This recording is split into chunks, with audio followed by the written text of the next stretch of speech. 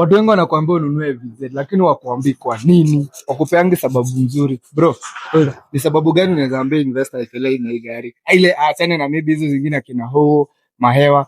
Buni pesa sababu za hii gari. Okay, kwa investor nikiwaambia waekelee VZ atakuwa na advantage juu ukiangalia kani mafuta umeka tuseme ukiweka 15k 15k inakupeka tip 6.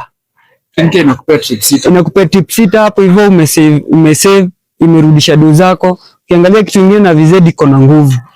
Kaa place kuna milima hivi, hii gari haisumbuki. Ati unafika kwa mlima, customer anakuambia fikisha pale hivi ukate mzigo ufikishe nusu urudi nyingine. Pana kama customer kuna mlima customer mali anataka inafikisha tu mzigo ikiwa full. Kitu kingine haisumbui. Service kama ni service tunafanya after 1 month. Unacheki? Haina shida yoyote.